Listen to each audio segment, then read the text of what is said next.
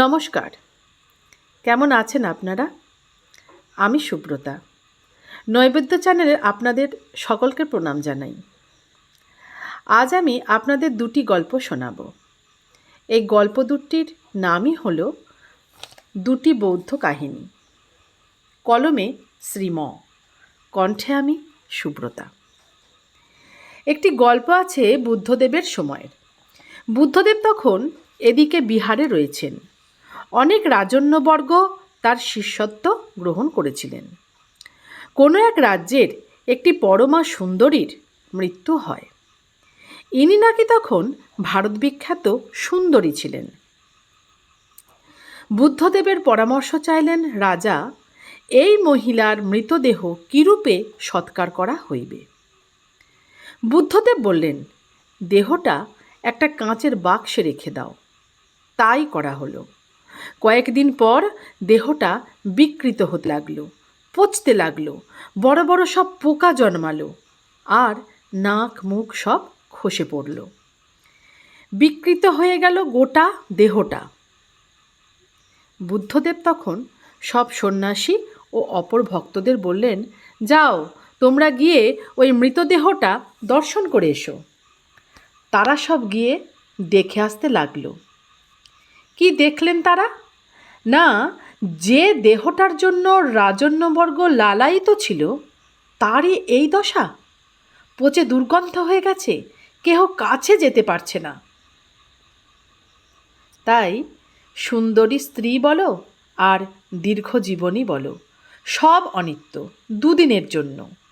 মৃত্যু হাঁ করে রয়েছে, সব তাঁর মুখবিবরে।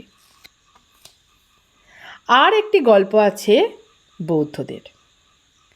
পিতা বৌদ্ধ সন্ন্যাসীদের সেবা করেন। প্রায় সন্ন্যাসী তিনিও। পুত্র তা পছন্দ করছে না। পিতাকে যাতনা দেয়, ও সব ছেড়ে দিতে বলে।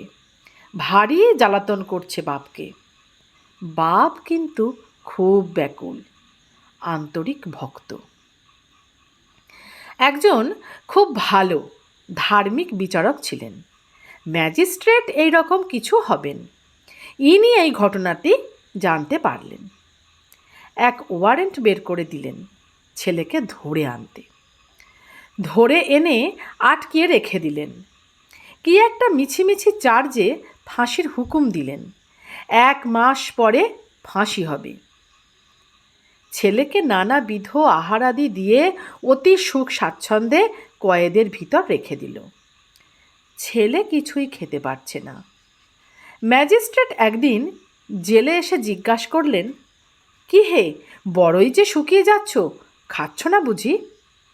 পছন্দ হচ্ছে না খাবার? তা বলো কি খেতে চাও, সব পাঠিয়ে দেব। দীর্ঘ নিঃশ্বাস ছেড়ে ছেলে বলল, আর মশাই খাওয়া, আপনার আদেশে আমার প্রাণ বিসর্জন করতে হবে দিন কয়েক পর। এতে কি আর খাওয়ার রোচে? বলেই বিষণ্ণ হয়ে গালে হাত দিয়ে বসে রইল। কি করে খায় বেচারা? মৃত্যু যে সম্মুখে দণ্ডায়মান। জজ তখন অভয় দিয়ে বললেন, বাবা, 1 মাস পরে তোমার মৃত্যু হবে, সেই চিন্তায় আহারাদি তুমি ছেড়ে দিয়েছ। ভাবছ কি হবে শরীর পুষ্ট করে, যখন কয়দিন পর ইহা যাবেই। কিন্তু বাপ, যদি একজন সর্বদা মৃত্যুকে সামনে দেখতে পায়, তাহলে সে আর কেমন করে সংসারে মন রাখে? তাই বৈরাগ্য অবলম্বন করে। ঘরে থাকলেও নাম মাত্র থাকা। সংসার অনিত্য, ঈশ্বর সত্য, এ বোধ হয়ে গেছে। তাই তোমার বাপ সর্বদা ঈশ্বর চিন্তা করেন। মৃত্যু চিন্তা এসে গেছে, তাই সাধু সঙ্গ করছেন। তার ভিতরে সন্ন্যাস এসে গেছে। এই কথা বলে হাসতে হাসতে ওকে ধরে নিয়ে গিয়ে গাড়িতে বসলেন। তারপর বাড়িতে পৌঁছে দিলেন। এখন ছেলে আর বাপকে জ্বালাতন করে না। সে নিজে বুঝেছে মৃত্যু চিন্তা কি জিনিস। নমস্কার। গল্প দুটি কেমন লাগলো অবশ্যই কমেন্ট করে জানাবেন।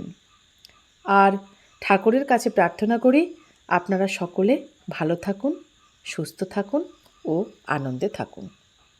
নমস্কার।